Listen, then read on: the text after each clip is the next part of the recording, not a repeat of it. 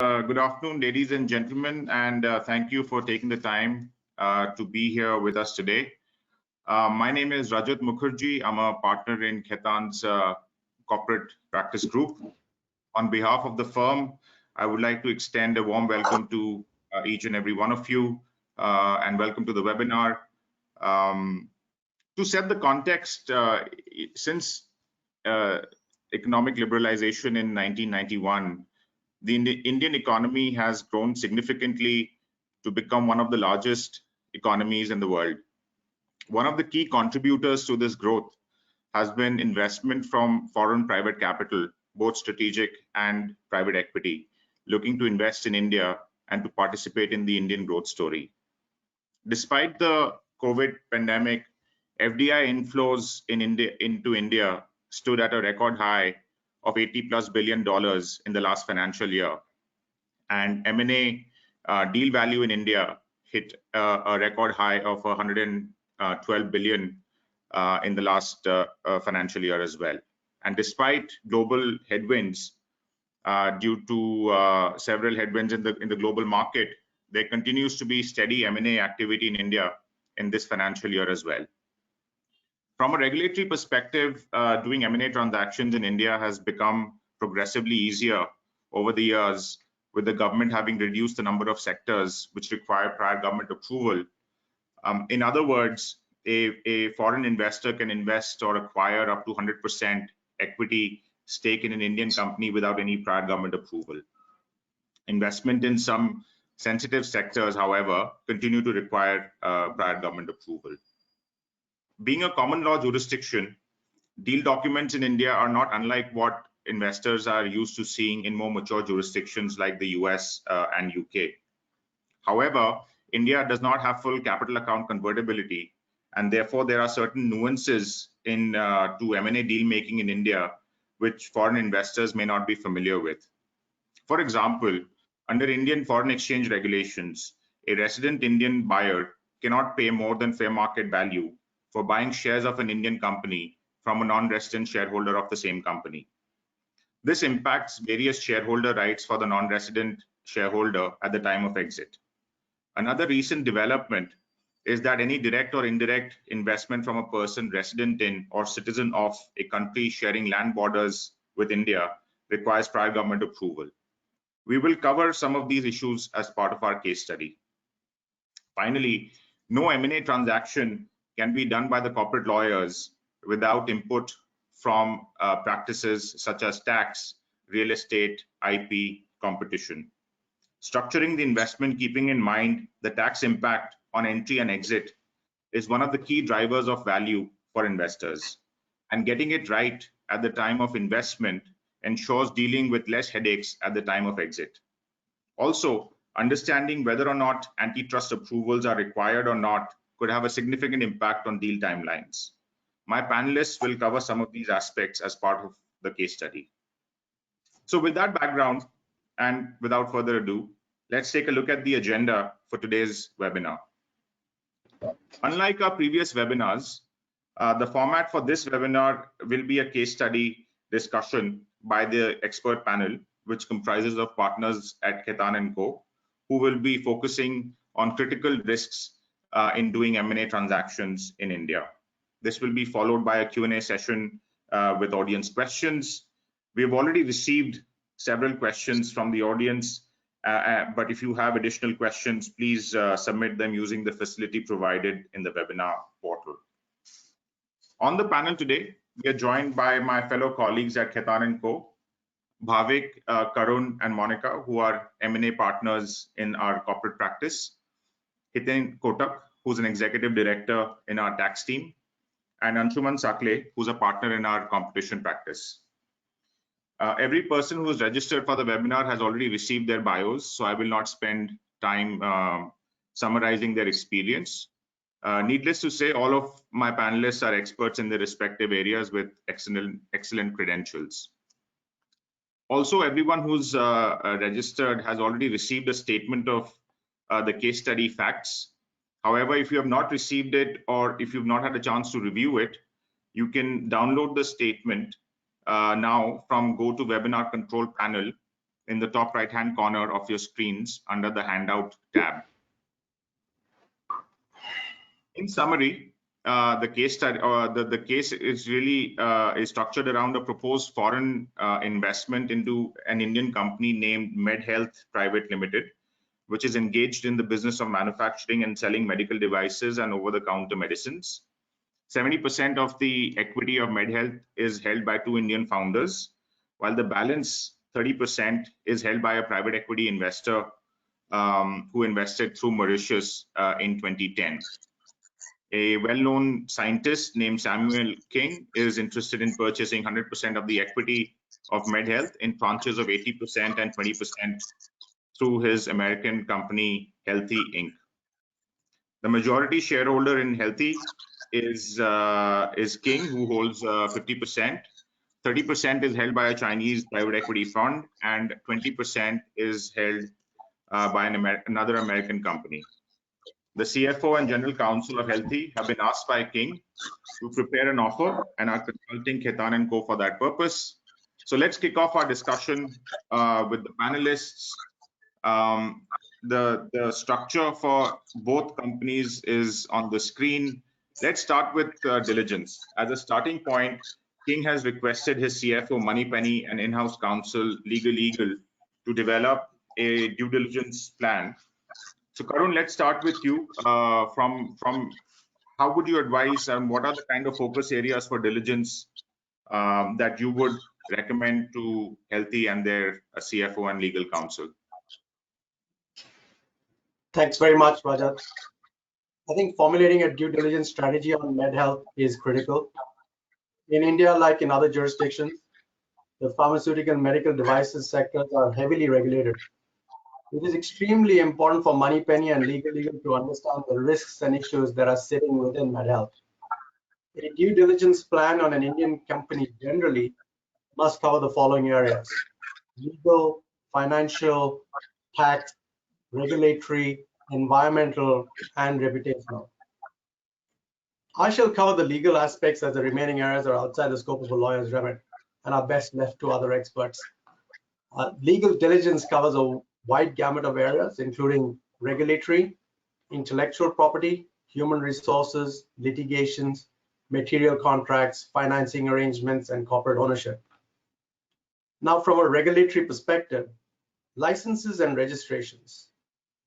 Since pharma and medical devices are highly regulated, MedHealth's operations, including development, testing, manufacturing, marketing, and sales activities, are subject to extensive laws and regulations in India, including obtaining and maintaining a number of statutory and regulatory permits and approvals under central, state, and local government rules, including by the State Food and Drug Administration, the Ministry of Biotechnology, the Ministry of Environment, and the Ministry of Chemicals and Fertilizers.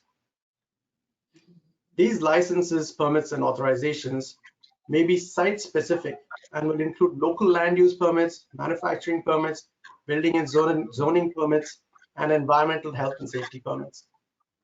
More particularly in India, compliance with the primary statute that governs the sector, the Drugs and Cosmetics Act, and the rules framed thereunder, the new drugs and clinical trial rules, and the medical devices rules will also need to be diligenced. Depending on whether MedHealth exports its drugs, compliances with the US FDA, the UK's MHRA, Health Canada, and Europe's regulatory bodies, EDQM, will also need to be diligenced. Since these authorities also undertake periodic audits at the sites where drugs are manufactured, any adverse warnings, sanctions, including withdrawals of existing approvals, will be material to MedHealth. Other than sector-focused licenses and approvals, ensuring that MedHealth has complied with other more routine filings such as its tax filings, their RBIs, the Ministry of Corporate Affairs filings and compliances will also need to be diligenced. The next aspect, of course, is intellectual property. Patents, trademarks to protect the intellectual property of MedHealth will need to be diligenced, since it is critical that intellectual property protections are in place and continue to be valued. It's an important risk mitigant that protects against competition. Human resources, employment contracts, do they have NDAs, confidentiality clauses, and non-compete arrangements. These will need to be diligenced as well. Litigations, product liability, product recalls, IP-related litigations either initiated by MedHealth or competitors will also need to be diligenced and evaluated. Material contracts, supplier contracts for APIs and other raw materials that are critical to their businesses, and any other key customer contracts and any sort of restrictive provisions out there will also need to be diligenced and brought to the notice of the buyer. Financing arrangements, are there debt which is sitting within MedHealth? That will also need to be diligenced. Any approvals required from such creditors, that will also need to be factored in. Corporate ownership also, the agreements between the founders and the 30% PE owner, understand the control rights and obligations thereunder will also need to be diligenced and understood. While it's not under legal's remit, I think it's important that I point out 2 points. One is pricing guidelines. The government of India may regulate the prices of certain drugs and medical devices, depending on whether these drugs devices are essential for the Indian population. So from a financial perspective, determining if the drugs or devices sold by MedHealth fall within the list of price-controlled drugs or devices will also be a factor that will affect the financial model post-acquisition. Environmental. Lastly, pharma manufacturing in India has been rated the highest in terms of the risk it poses to the environment, including through contamination of groundwater sources. While I touched upon environmental license and approvals above, violations of these laws that protect the environment may be penalized severely, including by suspensions of licenses, fines, and closure of the manufacturing premises. I hope this gives you a broad strokes understanding of the diligence that's required for a company that's engaged in the pharma and medical devices businesses. Over to you, Raj. Thanks, Karan. I think it's important to not underplay the importance of diligence when it comes to looking at Indian companies, and especially companies which are in the regulated sector, such as pharmaceutical companies, especially. Moving on to since we have covered diligence, moving on to looking at the fact that if the buyer here, King, is aware that there's a private equity suitor in the wings who's already in discussions with the promoter in respect of acquisition of MedHealth. Bhavik, this question is for you. King is wondering if there's any way for Healthy to protect itself from losing the deal to a competitor during the diligence process. What kind of protections can we seek in terms of exclusivity?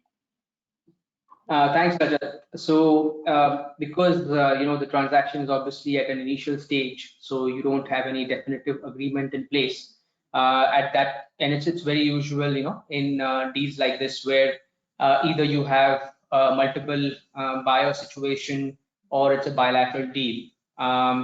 Of course, in case of a multiple bidder situation, normally the seller would not want to give exclusivity upfront at an early stage. It's only when the deal advances and parties are a little more comfortable to proceed to the next round or the next stage that the sellers typically give exclusivity clauses and would like to be bound and to deal exclusively only with a specific party. Given that there is another private equity suitor in place right now, obviously the intent would be to ensure that for Healthy to ensure that the sellers do not deal with the private equity suitor at the moment and would want to exclusively deal with them. So the recommendation obviously would be to have a term sheet in place or at least an exclusivity arrangement in place where the sellers exclusively deal with MedHealth, with Healthy, and accordingly the term sheet, whilst the term sheet could sort of set out the broad understanding of the parties, the exclusivity clause, confidentiality clause, such clauses, governing law clauses could be binding to ensure that this exclusivity is enforceable. This is the most common way to do it. Now, to take a step forward, if one was to look at having an additional deterrent on the seller to not deal with any other person and deal exclusively only with the counterparty that is Healthy, you could also provide for an exclusivity fee or a break fee or concept. in either case, one will have to look at it from an enforcement perspective as well. Now, when I say enforcement, it comes from both Contract Act perspective as well as foreign exchange laws perspective. As far as the Contract Act perspective is concerned, it is important to note that the courts would typically look at the loss that is caused to the party claiming any damages, and the general trend would be to award only direct known losses to the relevant claimant. So that is something that if you keep in mind, even if you suggest a break fee in the contract, you may not necessarily be able to recover the entire break fee. Having said that, we still have such clauses from a deterrence perspective, and at least to the extent that you could claim damages from the break fee, you could claim. That is from a contract perspective. Another important aspect, because we are here advising and dealing with a non-resident, it is important to understand what are the foreign exchange law requirements or restrictions that are applicable.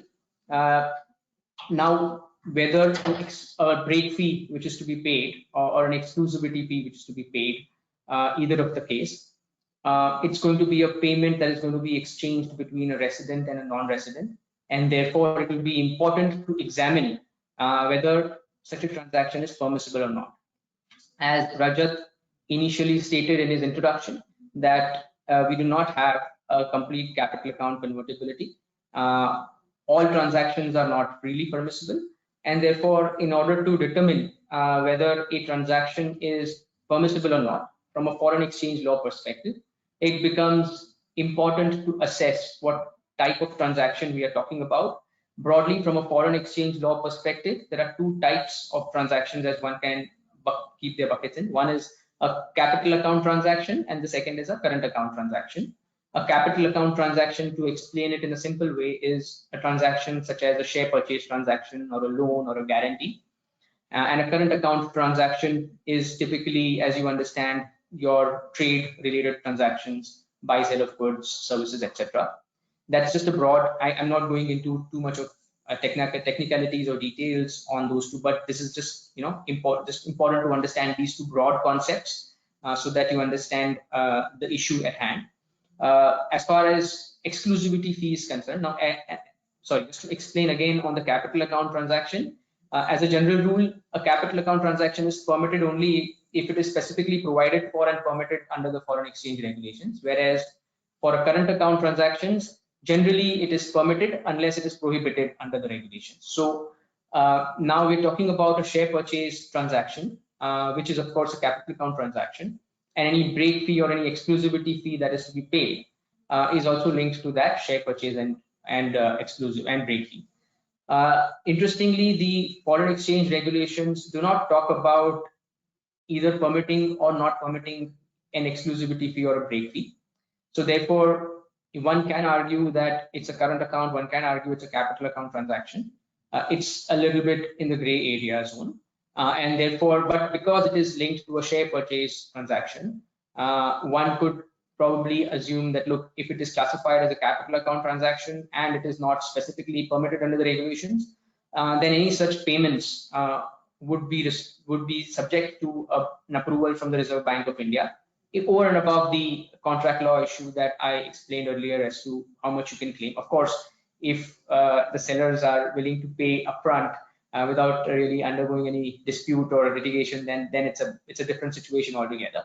But if it goes into a dispute, then obviously you will have an award or an order of court which will enable you to make that payment. I think suffice it to say, Bhavik, that I think what we are saying is that unless it's a multi-party bid situation, it is very common to have exclusivity in India. Yes, that's what in the context of private M&A deals. That's correct, Rajat. You understood it correctly. Basically, in general trend is to have exclusivity fee in relation to these transactions, and go with exclusivity sort of clause in the term sheet and proceed on that basis. Yeah. Okay, so then moving on from assuming that we have exclusivity, one of the other things as a buyer that King is concerned about is the Indian regulatory approvals required if any, and what is the kind of timelines that we're talking about? So Monica, can you kind of give us brief summary of what kind of regulatory approvals may be relevant in this transaction? Sure. Thanks, Rajat. So for a foreign investor like Healthy, two gating items need to be considered under Indian foreign exchange laws. Firstly, we need to look at the sector of the target or the investee company to determine whether it falls under the automatic route or approval route and what sectoral caps have been prescribed. In the present case study, MedHealth has two businesses, that is medical devices and pharmaceuticals, which fall under two separate categories in the sectoral classification of the FDI policy. So the sectoral cap for medical devices is 100%, which means that foreign investment up to 100% can be freely made without the need for government approval. The sectoral cap for pharmaceuticals is also 100%, but with the caveat that investment up to 74% will be under automatic route, and anything beyond that threshold will require government approval. Looking at MedHealth, since the entire business is housed under one entity without any segregation, the more onerous sectoral cap, that is 74%, will be applicable if foreign investment were to be made in this company. And that means that the way the investment is currently contemplated, it would trigger government approval. Now, this kind of government approval typically takes 3 to 4 months. Assuming that kind of timeline is not desirable by King, especially considering a competing transaction may be in play, there are a few ways in which this can be solved. One simple and perhaps obvious solution is to revisit the split between the two tranches. So commercially speaking, if King could accept a rejig of the tranches, where tranche 1 is 74% or less rather than the originally contemplated 80%, then at least the initial investment can be relatively quick and straightforward without any government approval, and that would give him sufficient time to plan for this approval ahead of the second tranche. Moving on, the second gating item that we would consider is to look at the beneficial ownership of the investor or acquired entity to be able to determine whether it comes from a land bordering country of India. If it does, then government approval may be triggered. We call this the PN3 requirement because it was introduced by Press Note 3 of 2020, a couple of years ago. I'll take a quick minute to elaborate what the PN3 regime means and then come to applying those principles. So the key things to note about the PN3 regime are, one, it is sector agnostic, so it doesn't matter whether you're doing medical devices or pharmaceuticals or if you're in some other sector which allows 100% investment under automatic route. Two, it applies to all kinds of investments, so that would cover primary, secondary, direct, and indirect. Three, it looks at the ultimate beneficial ownership of the acquirer entity, which means going all the way to the top of the corporate structure to determine whether that beneficial ownership comes from a land bordering country of India. When I say land bordering, I'm referring to China, Hong Kong, Pakistan, Afghanistan, Bangladesh, Bhutan, and Myanmar. Four, and this is where it gets truly challenging. Four, the PN3 regime does not define what beneficial ownership means. And this is what makes it particularly confusing and also frustrating for investors like Healthy and has resulted in divergent views in the market. So market practice generally varies between a zero tolerance approach, which is less common, to a 10 or 25% threshold. Coming to what all of this means for our present case study, I think the problem for Healthy is obvious. It has 30% investment from a Chinese private equity fund, which means that the facts as they stand would trigger a PN3 approval. Now, unlike the first approval that we spoke about, this approval can take a lot longer. It can take anywhere between 6 to 8 months and sometimes even more than that. Besides, this is a relatively new regime and therefore there are few precedents of such approvals having been granted, which adds a layer of complexity and uncertainty. We find that investors like Healthy are often keen to explore alternative structures where they can avoid this kind of approval.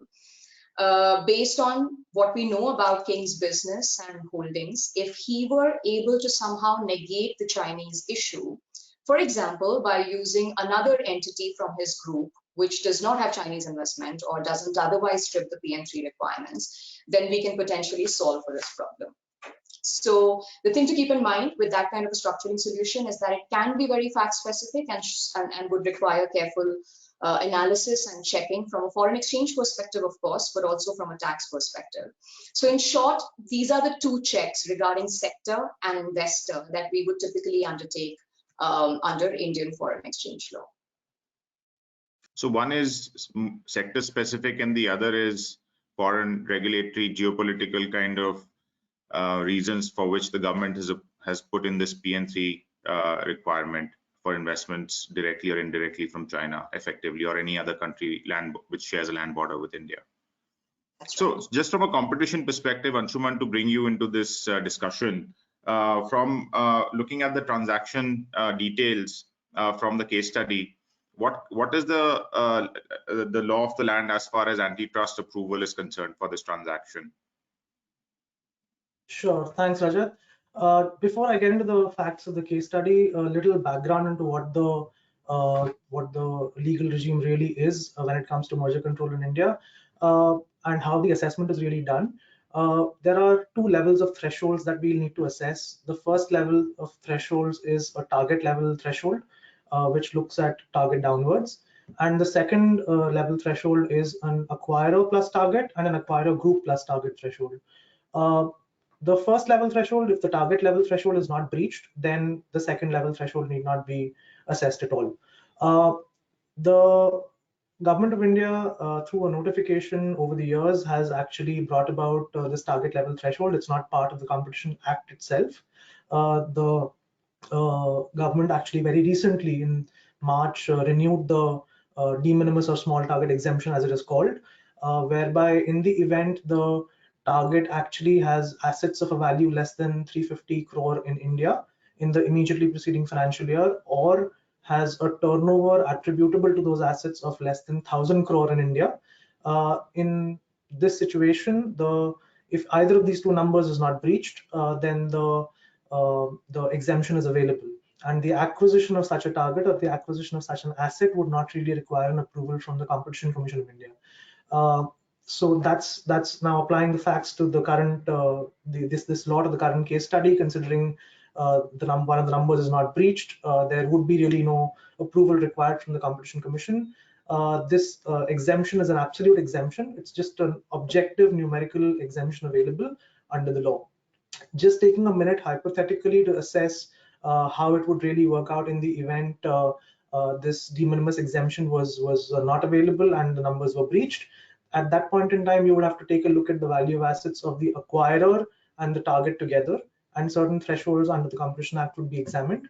And the law also provides, the Competition Act also provides for certain acquirer group level thresholds along with the target. So at that situation, if any one of those numbers is breached, then also the approval from the Commission is a mandatory requirement. So that's how the competition regime really would apply in this current situation. So I think King is now sort of understood the broad ramifications of the transaction. I think right now he's probably interested in determining how he prices it. So Hiten, why don't you step in and explain maybe the tax implications of the pricing and how the tax authorities would look at pricing this transaction? The Indian Income Tax Act does prescribe minimum pricing, what we call as Section 56 value. Now, the formula prescribed for determining Section 56 value is based on book value. The book value of medal will need to be adjusted for difference in the value, stamp duty value, and the book value of immovable properties, and the difference in the 56 value of shares and securities and their carrying value in the books. So that would be the value, minimum value from an income tax perspective. Now, if the transaction value is less than the 56 value, then the difference would be taxable in the hands of the purchaser as normal income. And for the seller, the capital gain tax would be computed considering the 56 value as the full value of consideration. So these are the implications under the Income Tax Act on pricing. Thanks, Hiten. I think one more aspect that we need to sort of cover is under the foreign exchange regulations.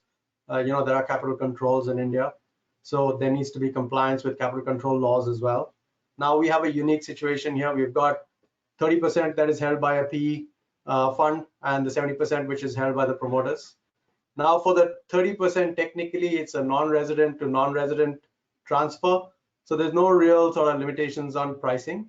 However, because you've got 70% that are held by Indian promoters, MedHealth will have to procure a valuation report from a chartered accountant or a merchant banker, which is registered with the SEBI, who will need to value MedHealth according to internationally accepted pricing methodology on an arm's length basis. Now, the fair market value, or FMV per share computed, will act as a floor price and accordingly will act as the minimum price per share which Healthy will need to pay the Indian promoters per share. Historically, the RBI had only permitted the discounted cash flow method as a valuation methodology, but in recent years, as I mentioned before, this has changed to any internationally accepted pricing methodologies. That said, almost all valuations for M&A and PE transactions are done according to the DCF method, as it values the company based on its future cash flows. I think that's it from a pricing understanding. Over to you, Rajat, for the next aspect. Thanks. Just one point I would like to add, Rajat, here is that, as Karun rightly pointed out, commercially the valuation is always on potential earnings and potential cash flows. And therefore, the commercial agreed values are generally far higher than the book values. And also the second thing is the FEMA requirement, which also requires kind of a fair value to be determined. Therefore, the income tax 56 formula, in a sense, for an arm's length third-party transaction, doesn't remain so relevant. Like most of the cases, the actual consideration would be far higher. It becomes more kind of challenging or more relevant in some internal transactions or corporate restructuring kind of transactions. Especially if you're doing global transactions where you're trying to allocate value to the India business. I think that's where some of these discussions become more relevant, I would imagine. But staying with tax and Hiten, with you, one of the sellers in this case, as Karun just said, is from Mauritius, the private equity investor. So, from a buyer's perspective, can you just talk a little bit about any concerns, from a withholding or any other perspective that are relevant with a seller from Mauritius? Healthy will have withholding obligation from the consideration it pays to the Mauritius investor. And if for some reason that obligation is not met or failed to be discharged, then the income tax department may seek to recover the tax amount along with the interest from Healthy.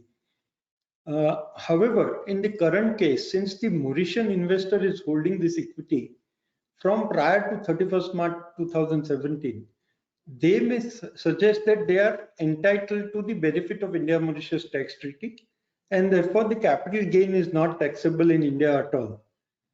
In that situation, it may suggest that no withholding should be done from the consideration to be paid out to the Mauritian investor, or to itself, In such a situation, since the rigors of failure in the obligation of withholding are significant, the acquirer, in our case Healthy, may require certain information from the seller, which is the Mauritian investor, which is really the tax residency certificate issued by a Mauritian tax authority, and a zero withholding tax certificate issued by Indian income tax authority. If, however, time is a critical issue and we can't wait for the certificate from Indian tax authority, then it may suggest that an opinion be obtained from a renowned tax consultant that the Mauritian investor is entitled to the benefit of India-Mauritius tax treaty and that there should not be any withholding tax. Healthy should also, in a sense, seek some contractual protections in the form of relevant indemnity, or seek insurance protection for this tax liability, if any. And from a tax planning perspective, then while assessing the tax implications on Healthy, from a structuring options that are available to them, what are the different kind of tax positions that they can take as far as, let's say, dividend income is concerned, or at the time of if there is a buyback tax, how does that come into, how do we plan for that as a buyer? Yeah, no, therefore, Rajat, you are very right. Like, I mean, efficiency in repatriation of profits is very relevant. And as you rightly started saying that, it has to be planned today as we are investing, rather than, kind of reviewing the structure later. If the profits are repatriated in the form of dividend, then there will be a withholding tax of 21.84% in India. However, if Healthy is entitled to the benefit of India-US tax treaty, the withholding tax will reduce to 15%. Now, India also has some interesting and efficient tax treaties with certain countries, like say, for example, Netherlands, France, where the obligation of withholding tax will reduce to 10%. Also, say in case of Netherlands, if at the time of exit the sale is to a non-resident, then capital gain tax in India would also be exempt. However, one has to be very careful that we pass the muster of anti-avoidance for taking any benefit under any of the tax treaty. And Thanks, just to explain buyback formula, it's a very strange formula and very relevant possibly for this case study and this discussion, is the buyback tax would be 23.3% on the profits. And thereafter, there is no tax obligation on Healthy in India. However, the profit as it is computed for applying this 23.3% taxation is the full value of consideration paid for buyback as reduced by the amounts which were received by MedHealth at the time of issue of the relevant shares which are being bought back. So what has to be noted therefore in this formula is that Healthy will not be able to take the entire cost of its secondary purchase for computing the profits for buyback. I think therefore tax planning in terms of how to repatriate profits out of India, and that need to have that discussion very early on, is critical as you think about structure and where to invest from and which jurisdiction to come from. So moving on to another very relevant and interesting topic where I want to spend some time on is really as we move into the documentation stage. One of the key concerns that a buyer, in our case King, will want his legal counsel, Legal and Ketan & Co. to kind of explain is how do you kind of protect Healthy's interests? What kind of, can we rely on indemnity provisions in India? Are they enforceable? And so Bhavik, maybe why don't we start with you in terms of the enforceability from a FEMA and from a Contract Act perspective? Right. So that's absolutely correct. And I think, litigation delays, expense, time, effort required, we are all aware how it is. So obviously Healthy has to be mindful of that. And with that in mind, I think the strategy and overall approach towards the transaction should be very clear that we shouldn't have to be in a situation where we have to enforce the contract. So the entire exercise and effort should be to that, to achieve that objective. And first and foremost, of course, as Karun very nicely explained at the start of the presentation, what are the diligence requirements? So therefore, I think diligence has to be very, very strong across, legal, financial, legal. So, so that there is minimal chance of any claims coming up and enforcing. So, that is something. Of course, there will be unknown risks that will always be there. But if the diligence is strong, then you'll be at a better place. So that's the strategy. Secondly, from so that's from a litigation perspective. Because Healthy is a non-resident entity and it will have to recover money and repatriate it outside India, foreign exchange laws come into play. And as we have stated earlier as well, that capital account convertibility is not full in India and free in India. So therefore, as a general rule, indemnity payments are not permitted as a general rule. Having said that, the law in the recent years has been amended to provide an exception where an indemnity payments can be permitted. Of course, with key conditions as we have to understand. One is, of course, the fact that the payments have to be made within 18 months from the date of the agreement. Second is that such payments should not exceed 25% of the overall consideration. And lastly, and most importantly, that post such payments, your price should always be above the fair market value if the resident is buying the shares. Non-resident is buying from the seller. So these are the three important conditions that you have to meet from a foreign exchange law perspective. And additionally, in order to ensure that for a worst case scenario there are no claims, or there are claims, then you have enough protection, Healthy could consider a holdback or a deferred consideration, which could be used to adjust any indemnity claims that come up and that can be paid. So that is another option. And of course, you have warranty claims, so you could cover them through an insurance, which is seen more often nowadays in M&A deals, where we get specific products which deal with warranty claims and insurance. So that's another option that Healthy could consider. Apart from litigation, probably, which maybe Karun, you could sort of set out the strategy. Yeah. So Karun, Absolutely. why don't you come in and just supplement, in terms of enforceability, and where would you go to enforce? Your thoughts on dispute resolution if it were to go to that? No, super important. I think managing and understanding downside risk is super important in M&A transactions. Increasingly, parties in M&A transactions are agreeing to Singapore-seated arbitrations. As a matter of fact, we're seeing at least 70 to 80% of M&A agreements with Singapore seats, which is also one of the reasons for us to open up an office in Singapore. Generally, it's preferable to have foreign curia law to avoid any expanded grounds to challenge an arbitral award. For example, in India, in an India-seated arbitration, patent illegality is a ground which may be used by an aggrieved party, which does not exist for a Singapore or a London-seated arbitration. So historically, foreign arbitration awards have been challenged in India on the grounds that the enforcement of the award would be contrary to Indian public policy. This is being used as grounds to frustrate foreign awards on a number of occasions. However, lately, the Indian courts have become loath to refuse the enforcement of foreign arbitral awards. This has played out in the Daiichi Sankyo Company Limited case. In fact, in the Cruise City case, the Delhi High Court has stated that even a breach of the Foreign Exchange and Management Act would not result in the award being set aside on the ground that it violated the fundamental policy of Indian law. This position has also been taken by the Supreme Court in the Vijay Karya case. Lastly, the pro-arbitration approach of the Indian courts has also been evidenced in more recent cases, such as the Gemini Bay case, which discounted the perversity or patent illegality grounds to set aside an international commercial award. Hence, our recommendation would be to recommend that dispute resolution on the SPA should have Indian law governing the contract, but subject to SIAC arbitration rules or other international rules.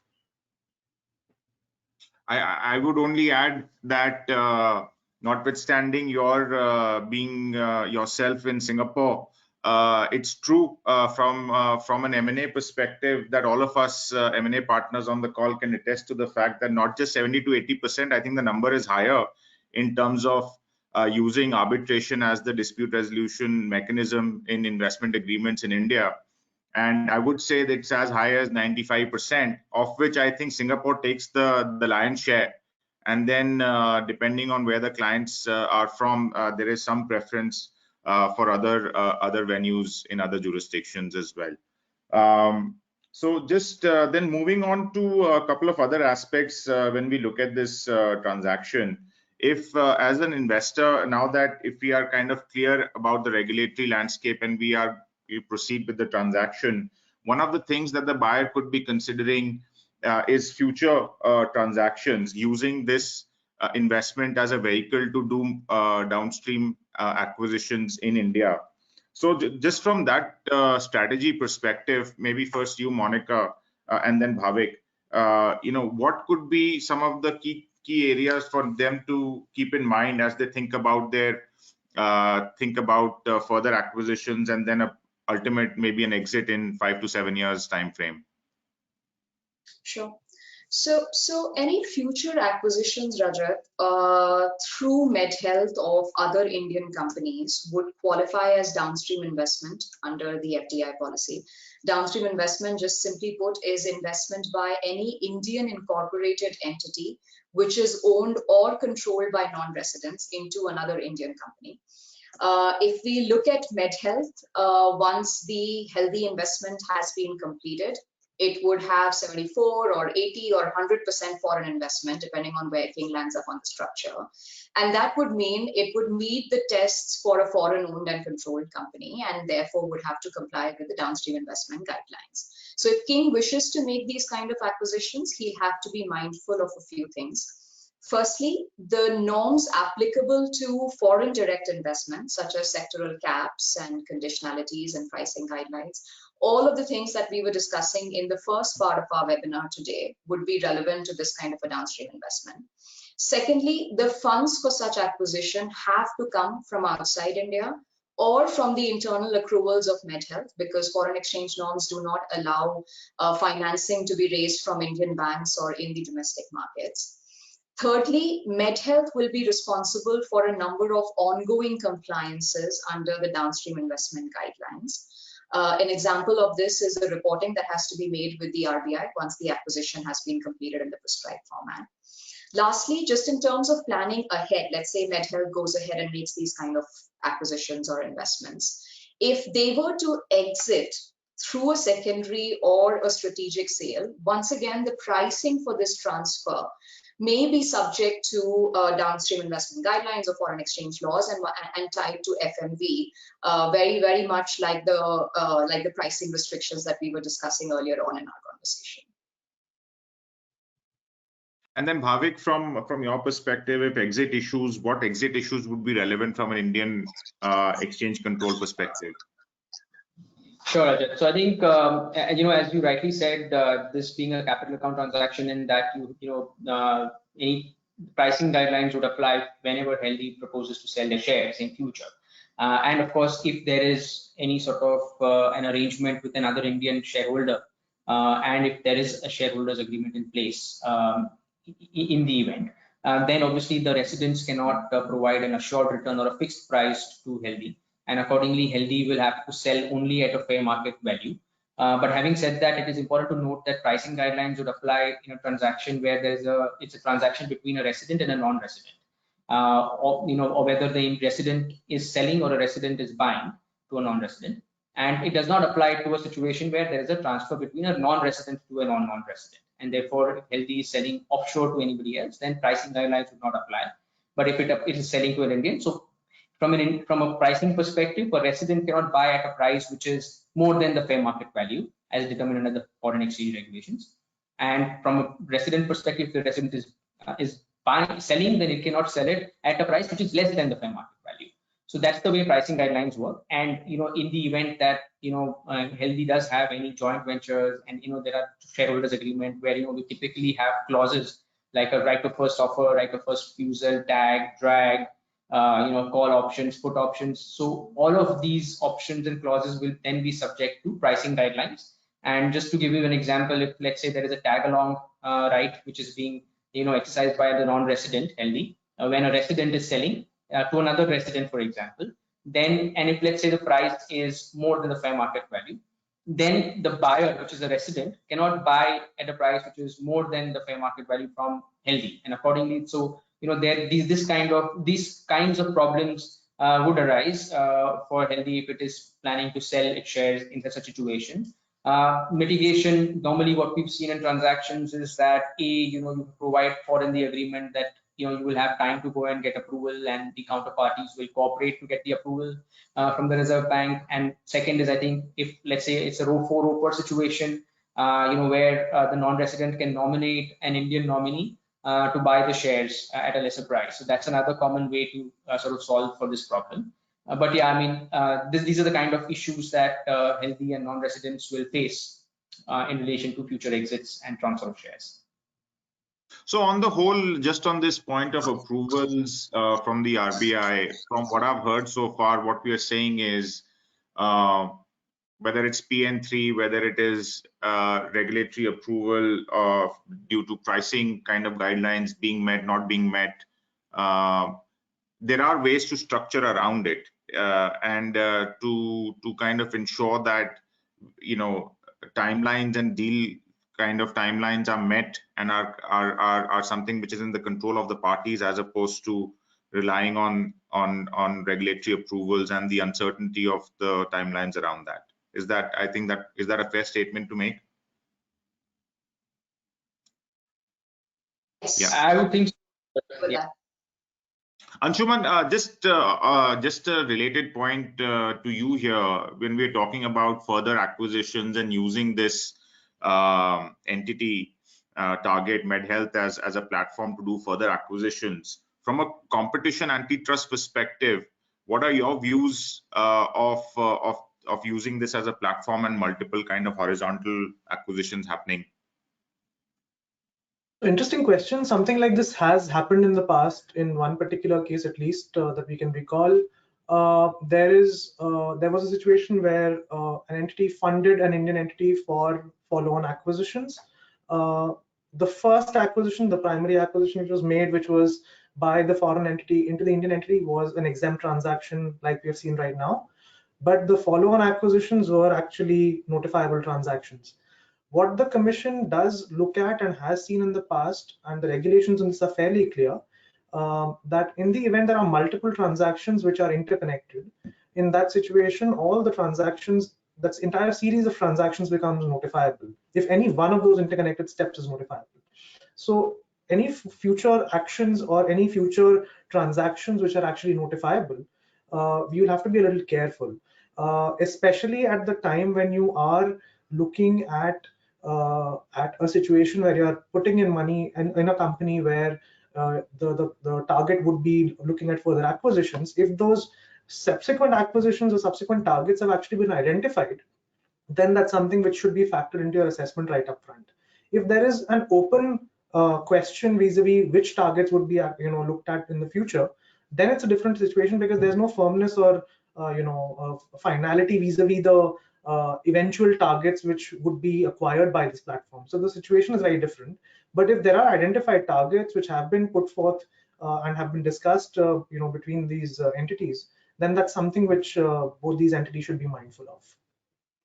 That's very interesting, and again something for investors to keep in mind if they're looking at doing multiple transactions and using the primary target as a platform to do add-ons and bolt-ons from that. So now that kind of from Bhavik has laid out the regulatory challenges on exit and things to keep in mind, Hiten, from a tax perspective, what would be some of the things which you would like to highlight that needs to be kept in mind at the time of exit?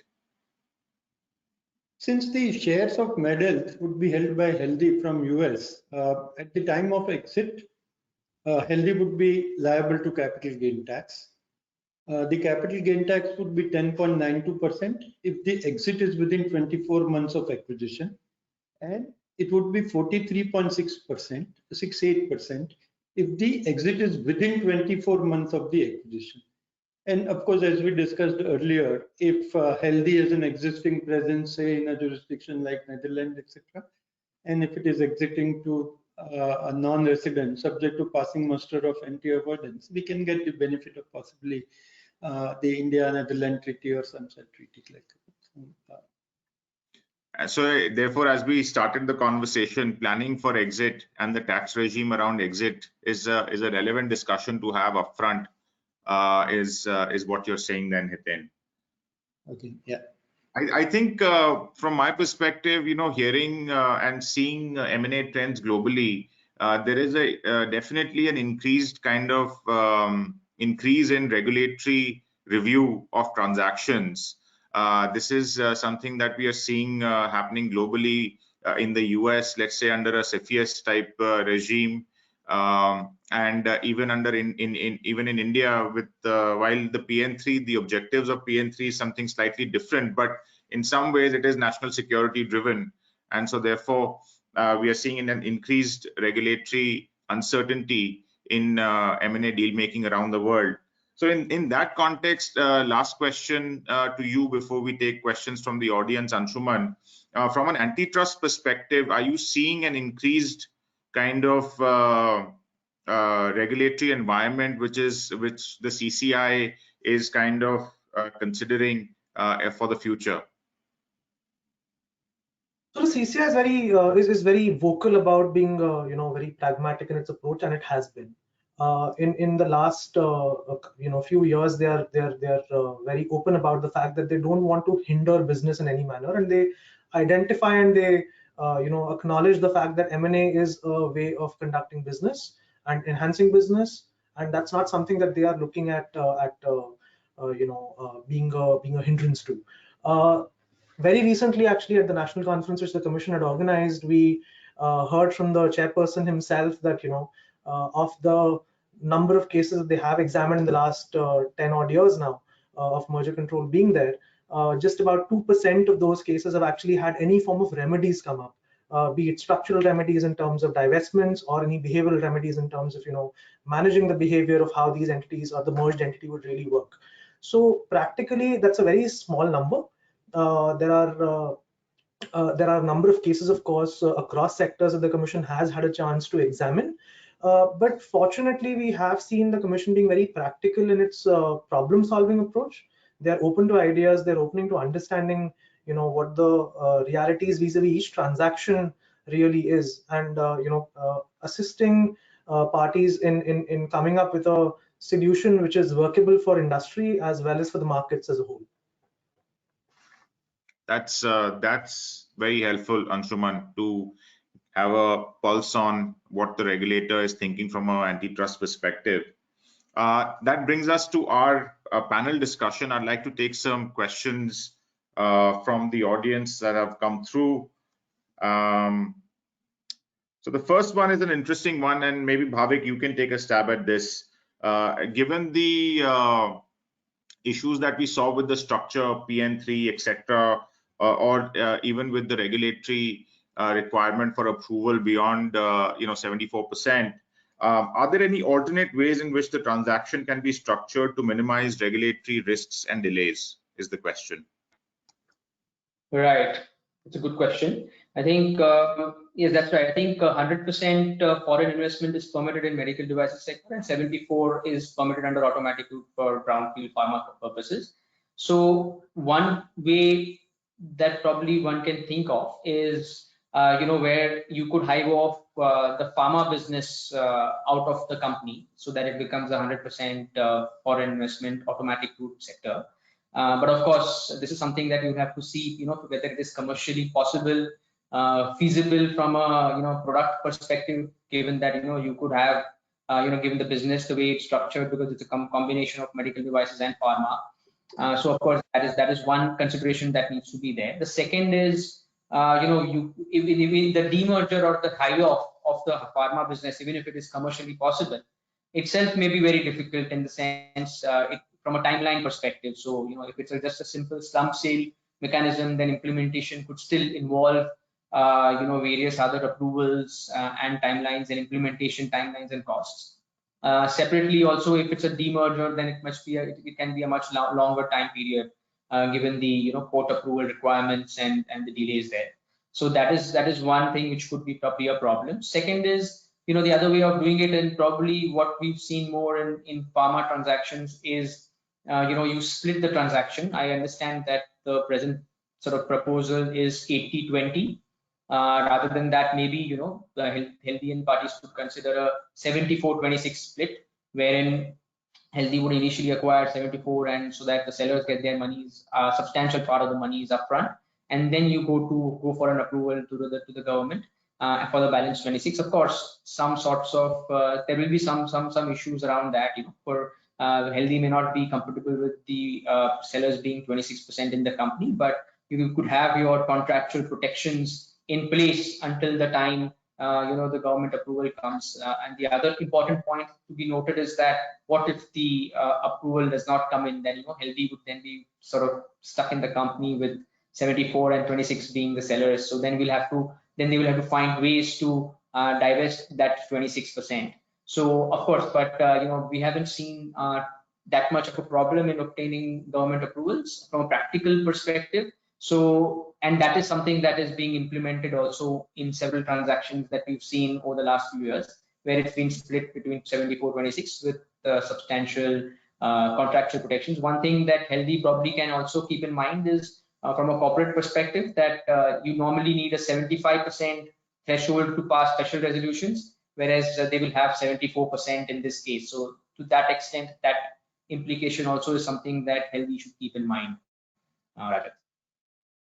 So I assume that it's contractual protection to ensure and protect their rights as a majority that will play in that situation. Yeah, absolutely. That's correct. Okay, thanks, Bhavik. The second question is around non-cash consideration. Maybe Karun, you can take this up. Is there any way to do this deal on a non-cash basis?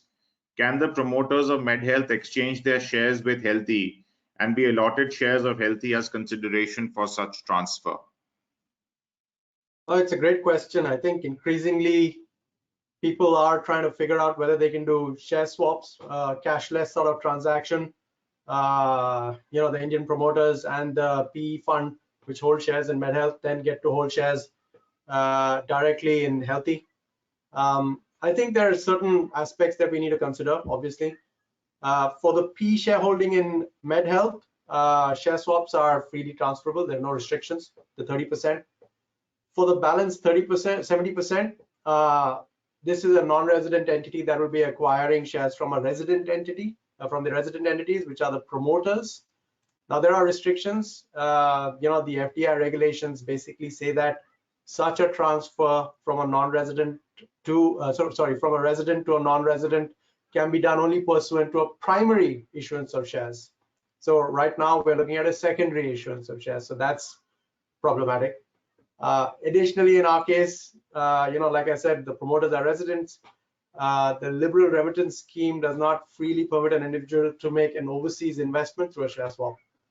All this will mean that prior approval will be required for undertaking this transaction by way of a swap. But since we're already talking to the RBI for the PN3 issue and other sort of issues that we've all spoken about, this could be one of those things that we could also include in our application to the RBI for them to weigh in on. Okay. Although, I mean, I think that the key takeaway there is that one more point on the swap. Yeah. Is that any such swap, though it is, I mean, the seller will not get any cash in hand, would be liable to tax, and therefore he'll be kind of out of pocket to the extent of cash, to the extent of tax to be paid to the exchequer. That is one important point. And on the point made by Bhavik on spinning off one of the businesses, of course, we will have to look at the tax implications. And there have been some important amendments under this lump sale formula also, which will need to be kept in mind kind of while determining whether such a hive off is at all practical or not. Yeah, I mean, in our experience, I think that the swap is something which has not really worked. I think is the key takeaway with Indian residents trying to get shares of the non-resident buyer in exchange for the shares of the Indian company. So I think so that's very helpful, Karun, and thank you, Hiten, for the tax input on that. The last question I'm going to take up is a tax question, which is given that the transaction involves a primary and a secondary leg, can the acquisition price for secondary transaction be different from the price for subscription for fresh shares? Hiten, you want to take that? Yeah, from a pure tax perspective, differential pricing is possible. However, both the prices, which is primary price and the secondary price, if we can call it that way, have to be above the Section 56 value. So from a tax perspective, the answer would be yes. However, I mean, as Karun started explaining, the FEMA restrictions and the FEMA pricing guidelines will need to be complied with in any case, both for primary as well as for secondary. Right. Okay, well, thank you, all my panelists and partners. Really helpful. I found that session to be very engaging and very helpful. I hope the audience feels the same way. So that brings us to the end of the panel discussion and the Q&A. We'll take a quick poll with the audience before closing. I'd like the audience to participate in this poll to tell us their reactions to this webinar. Mitesh, thanks for putting up the slide. We'll just give the audience a minute to vote. Thanks, Mitesh. The vote clearly said that the panelists can't vote, unfortunately. So while we may think that we have done a great job, we'll have to wait for the results to see what the audience makes of it.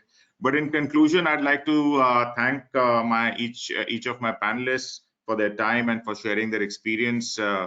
I really appreciate it. I hope the audience found the webinar useful and it gave them a sense of some of the key issues that are relevant when considering and advising on doing M&A transactions in India. After the webinar, we'll send everyone who registered with us a copy of the summary notes and a link to the webinar recording. I hope that people use it in their time to hear us. And of course, we will ask each of the registrants to give us their feedback once again in terms of comments or any thoughts in terms of what we should cover in our future webinars as well. So thank you for your attendance today to all the attendees, and we look forward to being of service again at future webinars. On behalf of Ketan & Co, thanks a lot.